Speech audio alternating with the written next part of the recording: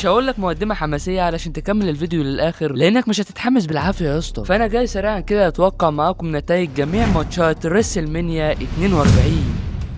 بسم الله. الماتش الاول معانا الفيجن وسبيد ضد الاوسز وال اي نايت.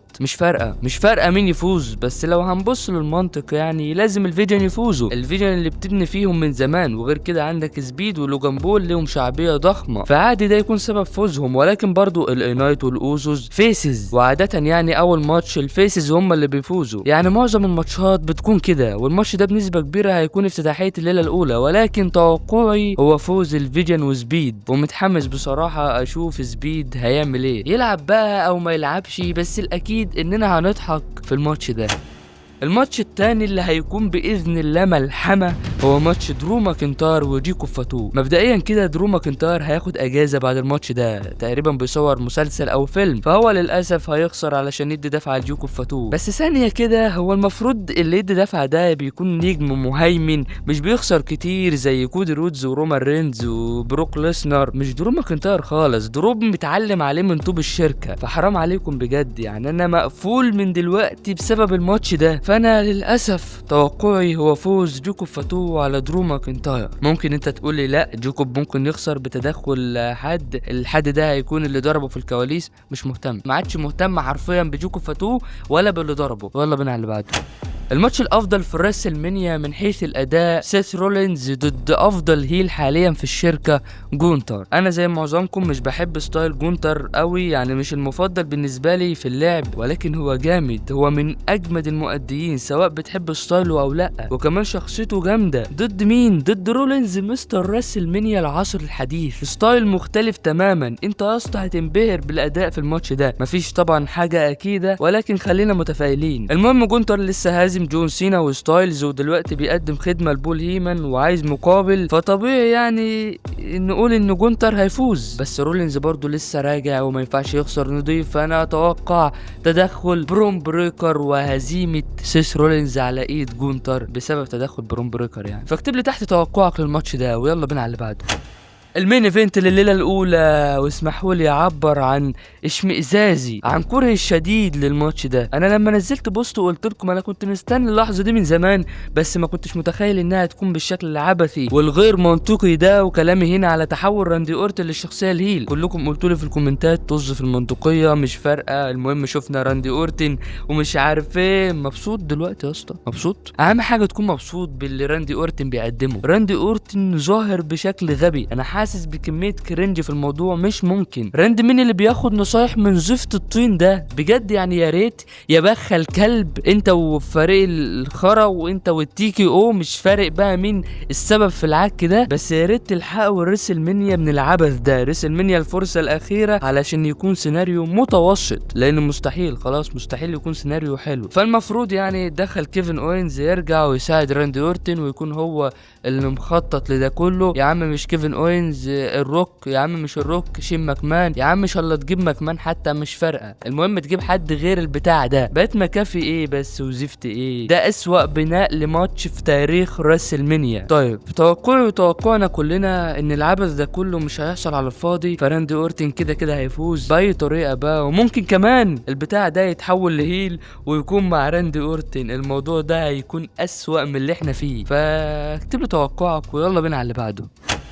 الماتش الخامس اوبا فيمي ضد بروك ليزنر. اوبا فيمي هو اللي مسيطر طول العداوه، هو اللي معلم على بروك ليزنر، فمعظم الناس هتتوقع فوز بروك. بس الحوار ده بقى قديم قوي، حوار ان اللي مسيطر في العداوه بيخسر في الماتش. كلنا واخدين بالنا ان بروك ليزنر معجب باوبا فيمي وبيعمل له سيلينج جامد جدا، فبروك لو عايز اوبا فيمي يفوز كده كده هيفوز. انا شايف ان الصح في الموضوع ان اوبا فيمي هو اللي يفوز، ولكن الدبليو دبليو اي انت مستني منها ايه؟ مستني منها تخلي اوبا فيمي مسيطر في العداوه ويفوز في الماتش؟ لا يا باشا، هي معروفه كده، اللي بيسيطر في العداوه بيخسر في الماتش. فتوقعي فوز بروك ليسنر على اوبا فيمي، ويلا بينا على اللي بعده.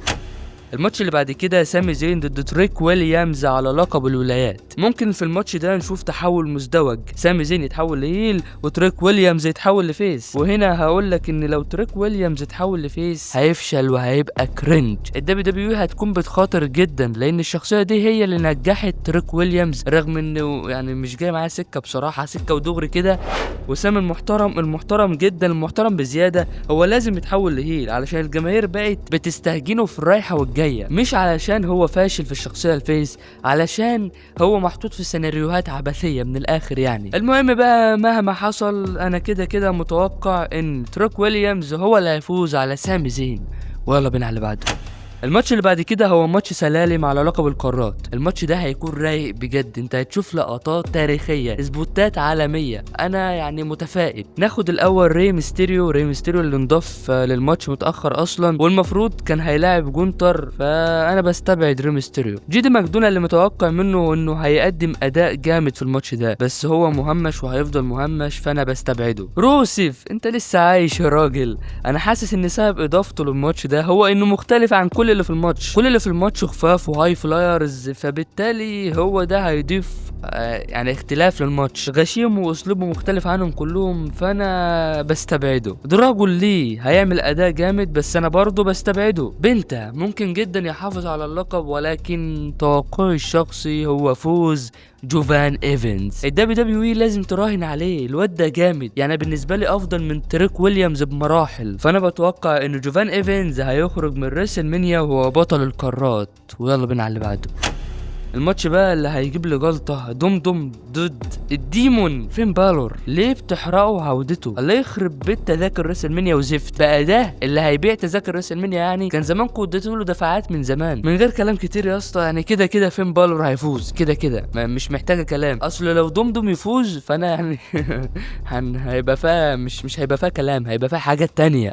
المين ايفنت الليله التانية ترايبل شيف رومان رينز ضد سي ام بانك على لقب الوزن التقيل. بقول لكم يا رجاله، المين ايفنت الليله الاولى كده هنشوف تدخلات، فبنسبه كبيره هنا مش هيكون في تدخلات، هتكون مباراه نظيفه، وطالما المباراه هتكون نظيفه يبقى كده رومان رينز هيفوز. بس انا حابب ان سي ام بانك يتحول ليل في الماتش ده ويفوز، هتكون حاجه جامده جدا. بس استنى كده، هو من امتى رومان رينز لما بيخسر بيظهر في العرض اللي بعديه؟ اقصد بكلامي يعني يا اسطى ان رومان رينز حرق علينا الماتش. رومان رينز قال انه هيظهر في عرض الرو بعد الريسل مانيا، فهل ممكن يخسر ويظهر عادي بعدها؟ ممكن جدا الكلام ده يحصل لو مثلا الاوسوس اتدخلوا وكانوا سبب هزيمه رومان رينز بالغلط، فهيكون في مشاكل في العيله ورومان رينز لازم يحلها. بس برضو عندنا اخبار بتقول وبتاكد ان الدبليو دبليو اي والتي كي او والسعوديه عايزين رومان رينز ضد ذا روك، او عايزين يعني ذا روك في ريسل مانيا 43 في السعوديه، فممكن يبداوا يمهدوا للكلام ده، ان ذا روك يدخل ويتسبب في خساره رومان رينز، او ممكن مثلا يطلع له بعد ما رومان يفوز على بانك ويقف قدامه. فالماتش ده انا متحمس له شويه لانه مش محروق قوي يعني، هو يعني بس انا بتوقع فوز رومان رينز، واكيد انت كمان بتتوقع